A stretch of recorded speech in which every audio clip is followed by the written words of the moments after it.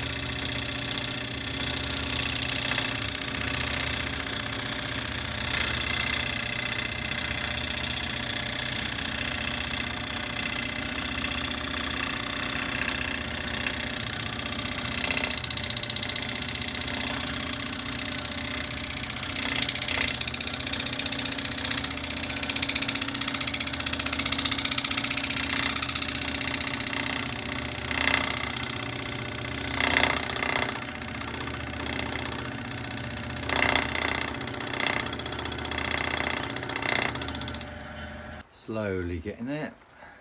Now we've got some cracks here, not a good thing to have. I'm going to fill those with thin CA, and there's a lot of them, so I'm going to fill that with thin CA and then come back tomorrow once it's all dried and do some shear scraping. In fact, I can do a little bit of shear scraping now. So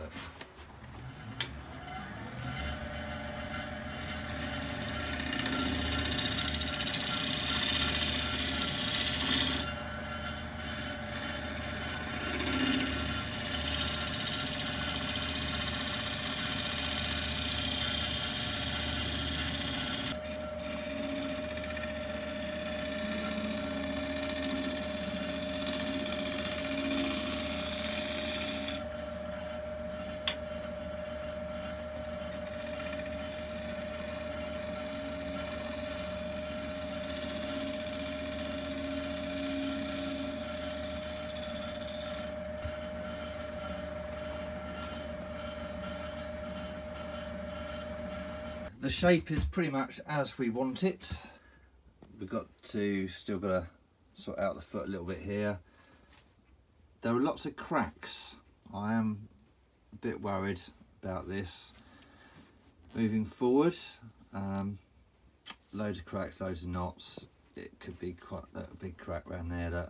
This could be quite messy, but we're going to see what happens anyway. I mean, I've got a massive log of it left, but anyway, so you can sort of see I'm fairly pleased with the sort of finish right up to this point here. It's pretty good. It's pretty smooth. It's a bit of a ridge there or something, but that's fine. And I'm going to sand it from this point onwards. That is what's going to happen. What I'll probably do is blend that in slightly better so the jaws can knock up against that, but just blend that in a little bit more. And then I'm just going to sand it to what's it and fill in these cracks with CA and then sand it as much as I possibly can. And then we come back once all the exciting sanding has been done. To 320, I haven't gone mad on this. It's got a lovely figure in it. Lots of knots. So I'm going to keep it simple and use Danish oil and then come back in 24 hours.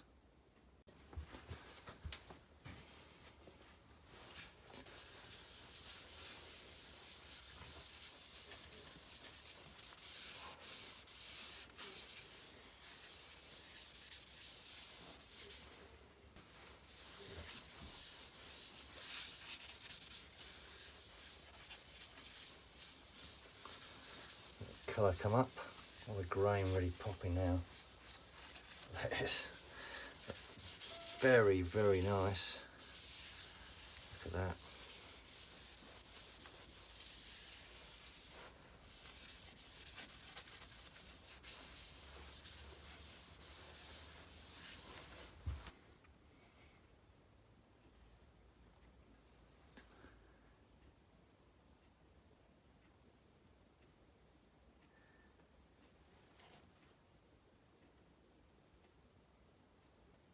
So before we put it into the chuck jaws, I'm just going to do one thing, which is just do a little divot in the middle.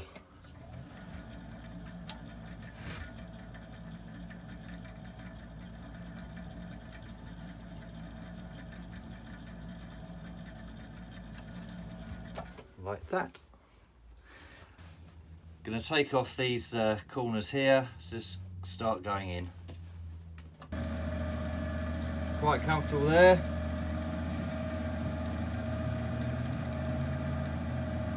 About 1,000 revolutions a minute. Face shield on.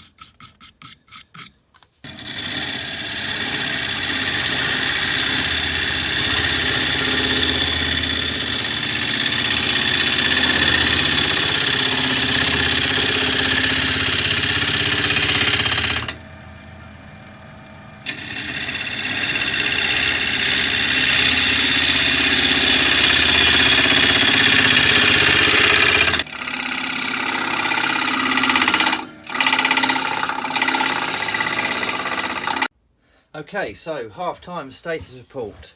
We've got it down, the walls are pretty thick, they're about 3/8 there. Probably thicker down the bottom as well. It's going to be a chunky bowl, that's by choice. It's going to be, this is obviously got to be hollowed out. I've done a depth hole, don't want to go any deeper than that. That is it for now. We will come back once I've hollowed out most of it. It's going to be a lot of hand sanding on the walls of this, but that's good because you'll know I love sanding. I love the sanding, oh yeah. Love it. So that's going to be fun. I'm going to enjoy that, and let's crack on.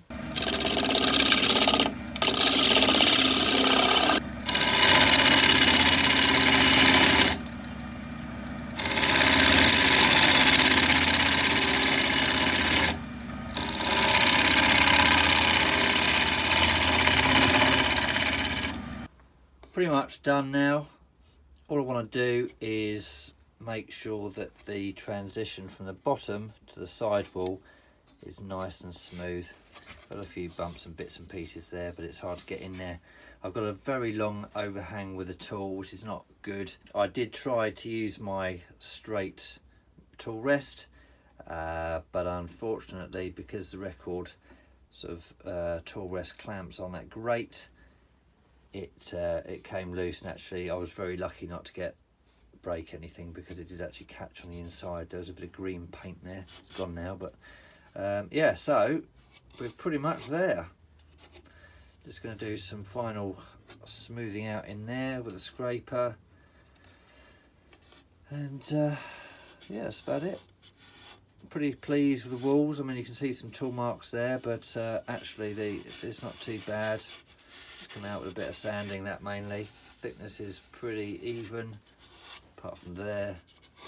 Not quite sure why, but I think there's a knot there, so yeah, it's coming on very nicely. This has got to be the most interesting turn that I've done, or one of them anyway. The amount of knots, the grain all over the place, it really is a challenge. The cracks as well, I had to sort of keep an eye on those all the way through the process. I've now got to the stage where I'm reasonably happy with the inside. The walls are reasonably uniform. I know they're thick, but it's got to be a nice sort of rustic piece. They stay pretty sort of uniform all the way down to about there. It gets thicker because I've got to take off the foot off the back. Now, this has all been done with this sexy bowl gouge, and a 19mm scraper. The next job I've got to do is to sand the inside. I'm not going to bore you with sanding. You know what sanding looks like. It's going to take me a while to do this. I'm going to do a lot of hand sanding in there as well.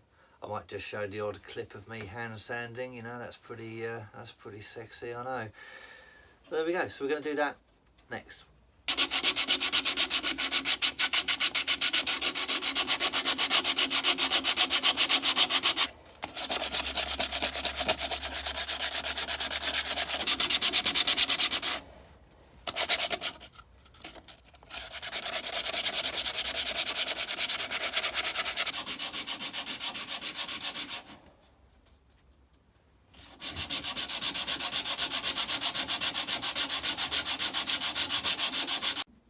Okay, so here you are. This has been sanded up to 320 inside, mostly by hand. So let's get the Danish oil on the inside now.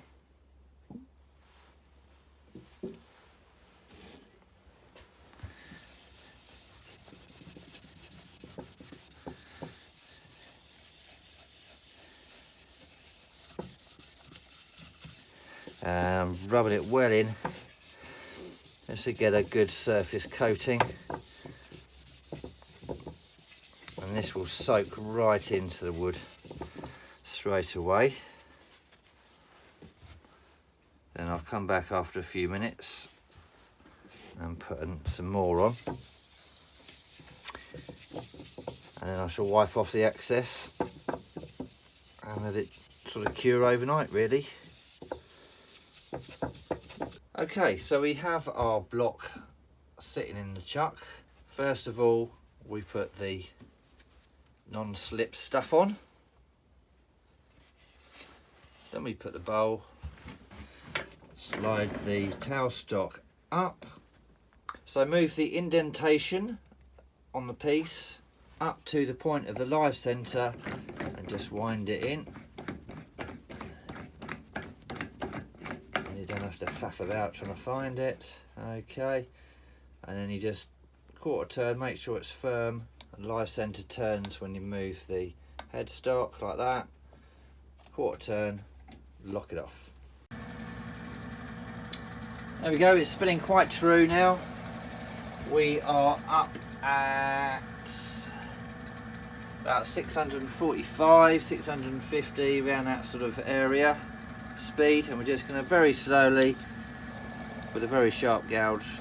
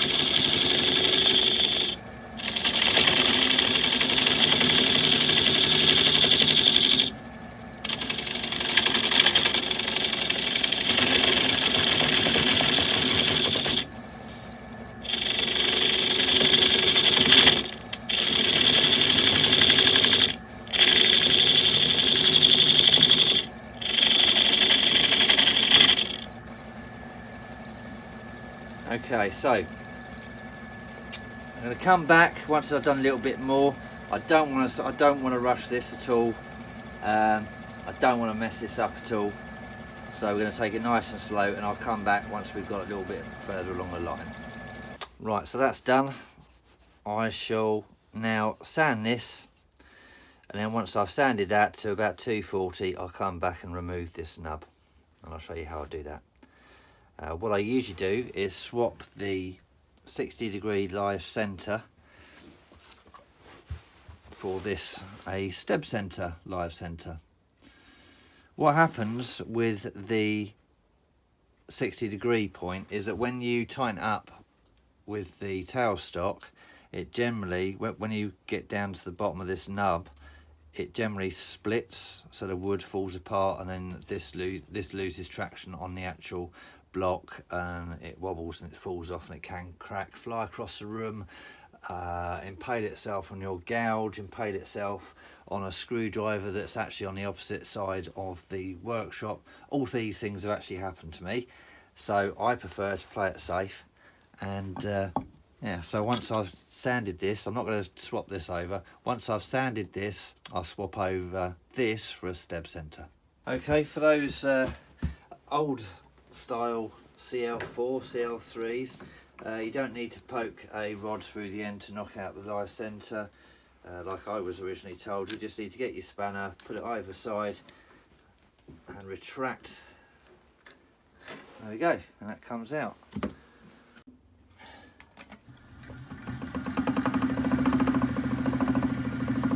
So here we go.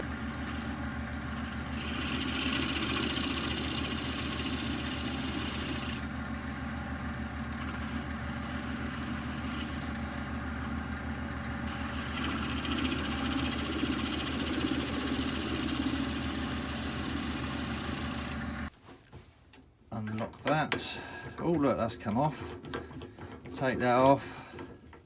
Now, I'll put the Jacob's chuck inside the lathe and just stand that off, and then just with a bit of 120, just clean that off, and then sign it, and then oil it. Right, so, are you ready to see this bowl? I'm very excited. Here it is. Look at the beauty. Look at it. It's really very, very nice, actually. I'm very pleased with it. I mean, the walls are very thick, but as I said right at the beginning, I want this to be a nice chunky sort of rustic piece. The guy gave me a huge lump of wood, and it's only fair that he get a big chunk of it back, really. So if you're watching this, Derek, thank you very, very much for the big chunk of you that you gave me. I hope you enjoy your bowl, and it will last for many, many years to come. So look, I finished off the bottom. Look at that, nice, smooth, clean bottom, live edge bowl, made out of yew, which I don't know if you know, but I love you. I really love you, Derek. Derek, I love you. Ha ha! I love you. I wouldn't know. Anyway, so there it is. And just one last thing that I do want to mention. Thank you, Edward, for sending me this M42 cryogenic 3/8 bowl gouge. It is magnificent. It's, if ever I want to feel like a rock star again, it's using this, mate. I tell you, this is a superb piece of kit. So if anyone's out there wants a new bowl gouge, go and get one from the M42 range. Well worth it. Now, with all that said, thank you very much for watching. I do appreciate everybody who watches and subscribes, so hit that subscribe button and follow me on my adventures. 2020 should be a more active year for me. I've got things going on. I want to set up an Etsy store, so these are things I'm telling you so you can tell me to do, okay? Right, so I want to set up my Etsy store properly. I want to get my photography studio up and running so I can take some decent pics, and I want to get more videos out. So those are my 3 sort of main things I want to concentrate on next year: new videos, Etsy, and photography studio, so I can take decent pics, because I haven't really done that so far, and it'd be nice to. So until then, take care, and I'll see you soon, hopefully. Take care, guys.